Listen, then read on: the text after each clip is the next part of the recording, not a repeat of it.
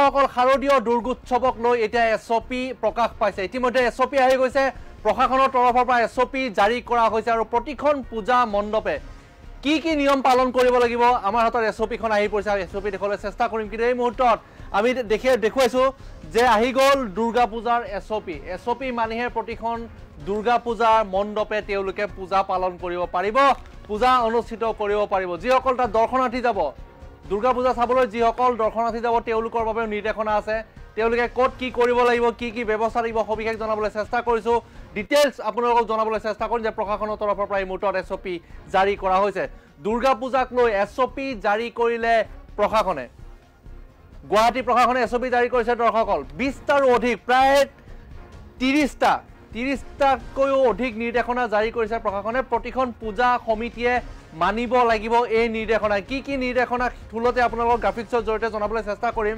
Details আপোনালোকক জনাম প্ৰতিটো মণ্ডপত সুৰক্ষা আৰু নিৰাপত্তা প্ৰদান কৰিব লাগিব অস্থায়ী আন্তঃগাঁথনি যেনিবা পেণ্ডেল বিদ্যুৎ সংযোগৰ বাবে ল'ব লাগিব এনঅচি ল'লেহে তেওঁলোকে পেণ্ডেল বনাব পাৰিব অগ্নি নিৰ্বাপন ব্যৱস্থাৰ বাবেও ল'ব লাগিব এনঅচি ক্লিয়াৰেন্স ল'ব লাগিব জৰুৰীকালীন প্ৰস্থান আৰু প্ৰৱেশৰ বাবে থাকিব লাগিব পৃথকে দুৱাৰ প্ৰতিখন পূজা মণ্ডপত থাকিব লাগিব চিকিৎসক আৰু নাৰ্ছ পৰ্যাপ্ত পৰিমাণে ঔষধ থাকিব লাগিব আৰু চিকিৎসা ব্যৱস্থা থাকিব লাগিব এম্বুলেন্স থাকিব লাগিব পূজা সমিতিয়ে পৰ্যাপ্ত পৰিমাণে ৰাখিব লাগিব সদস্য অৰ্থাৎ ভলেণ্টিয়াৰ প্ৰতিগৰাকী সদস্যাই যোগাযোগ ৰাখিব লাগিব আৰক্ষীৰ লগত অৰ্থাৎ আৰক্ষীৰ সৈতে কৰ্পৰেট কৰি থাকিব লাগিব অনুষ্ঠান পতা বিশিষ্ট ব্যক্তিক আদৰণিৰ বাবে এসপ্তাহ আগতীয়াকৈ জাননী ল'ব লাগিব পূজা মণ্ডপৰ 100 মিটাৰ দূৰত যিকোনো যান বাহন নিষিদ্ধ কৰা হৈছে 10 বজাৰ পাছত উচ্চ স্বৰত বজাব নোৱাৰিব গান বা আৰতি গাব নোৱাৰিব ৰাতি মণ্ডপত ৰাখিব লাগিব পৰ্যাপ্ত পৰিমাণে খোৱা পানী আৰু মণ্ডপত ৰাখিব পৰ্যাপ্ত পৰিমাণে খোৱা পানী ৰাখিব লাগিব 100 মিটাৰ ব্যৱধানত কোনো ধৰণৰ নিচাজাতীয় সামগ্ৰী তাত নিব নোৱাৰিব প্ৰতিখন পূজা মণ্ডপত চিচিটিভি বাধ্যতামূলক কৰা হৈছে এইবাৰ যোৱা বছৰো কৰিছিলে আৰু জিলা প্ৰশাসনে নিৰ্ধাৰণ কৰা পথতহে ৰাখিব পাৰিব বাহন যান বাহন লৈ যাব দৰ্শনাৰ্থীসকলে তেওঁলোকে প্ৰশাসনে য'ত নিৰ্ধাৰণ কৰি দিছে তাতহে তেওঁলোকে বাহন ৰখাব পাৰিব বিদ্যুৎ কৰ্তন হ'লেও জেনেৰেটৰৰ ব্যৱস্থা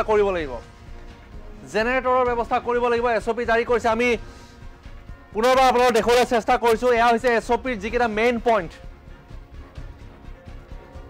মেইন পইণ্ট দৰ্শকসকল প্ৰায় 30টাকৈ ইতিমধ্যে এছঅপি 30টাকৈ নিৰ্দেশনা দিয়া আছে দৰ্শকৰ প্ৰথমটো নিৰ্দেশনাৰ পৰা আপ টু 20 নম্বৰ নিৰ্দেশনালৈকে আছে আৰু ডোন্ট অৰ্থাৎ কি কৰিব নোৱাৰিব আপুনি তাৰো 8টাকৈ নিৰ্দেশনা দিয়া আছে আপুনি কি কৰিব পাৰিব সেয়া আপোনালোকে ঠিক আছে আপোনালোকে গম পালে ফুল পেড গ্ৰাফিক্সৰ জৰিয়তে কিন্তু কি কৰিব নোৱাৰিব আপোনালোকক জনাবলৈ চেষ্টা কৰিম যে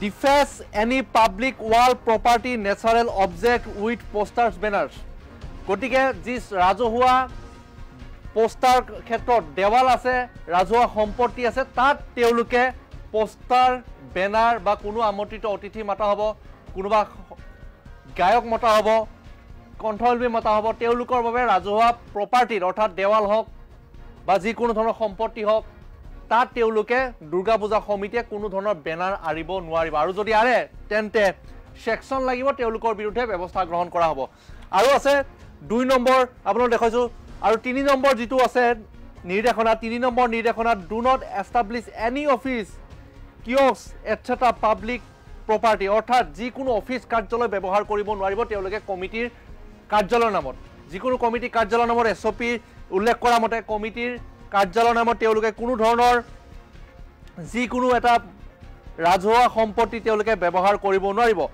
আৰু লিখা আছে আপোনালোকে 4 নম্বৰ পইণ্টটো চাওক do not allow parking within 100 metres from your pandal অৰ্থাৎ আপুনি 100 মিটাৰ ব্যৱধানত কোনো ধৰণৰ পাৰ্কিং ৰখাব নোৱাৰিব কোনো ধৰণৰ পাৰ্কিঙৰ ব্যৱস্থা তাত নাথাকিব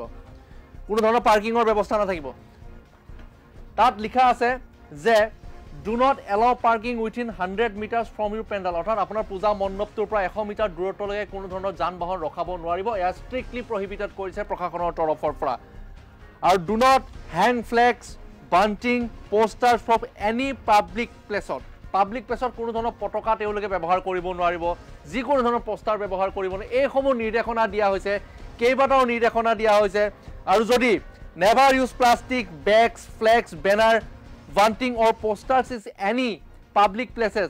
This is also banned under section 144 of CRPC. Plastic ব্যৱহাৰ কৰিব নোৱাৰিব, বটল ব্যৱহাৰ কৰিব নোৱাৰিব, প্লাষ্টিকৰ ফ্লেগ ব্যৱহাৰ কৰিব নোৱাৰিব, বেনাৰ ব্যৱহাৰ কৰিব নোৱাৰিব। ইতিমধ্যে তাক 144 সেকশনৰ আন্ডাৰত CRPC আন্ডাৰত তাক নিষেধাজ্ঞা জাৰি কৰা হৈছে। প্লাষ্টিক ব্যৱহাৰ কৰিব নোৱাৰিব। প্ৰতিখন দুৰ্গা সমিতিলৈ পূজা সমিতিলৈ এই মুহূৰ্তত নিৰ্দেশনা দিয়া হৈছে। আৰু কৈছে don't use loud speaker beyond 10 PM to respect the right privacy citizen in general and student in particulars. অৰ্থাৎ 10 বজাৰ পিছত নিশা 10 বজাৰ পিছত পূজা মণ্ডপে মাইক ব্যৱহাৰ কৰিব নোৱাৰিব। পূজা মণ্ডপে প্ৰতিখন পূজা মণ্ডপলৈ এই নিৰ্দেশনা আছে মাইক ব্যৱহাৰ কৰিব নোৱাৰিব। ইয়াত বহু নিৰ্দেশনা দিয়া আছে মাইক ব্যৱহাৰ কৰিব নোৱাৰিব।